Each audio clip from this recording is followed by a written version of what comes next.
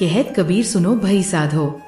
जो साधक आध्यात्मिक पथ पर चलना चाहता है उसके लिए सबसे पहली चुनौती क्या होती है? दुविधा।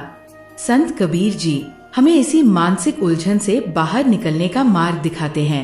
ये दोहा इस प्रकार है।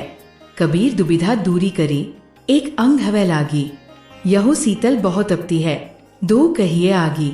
इस दोहे में संत कबीर जी कहते हैं, हे साधक, यदि तू सच्चे ज्ञान की ओर बढ़ना चाहता है तो अपने मन की दुविधा को दूर कर, एक ही सत्य को पकड़ और उसी में पूर्ण समर्पण कर। ये संसार कभी बहुत आकर्षक लगता है, कभी बहुत जलाने वाला, लेकिन सच्चाई ये है कि ये दोनों ही आग है। एक ठंडी आग जो धीरे धीरे जलाती है, दूसरी तेज जो तुरंत भस्म कर देती है।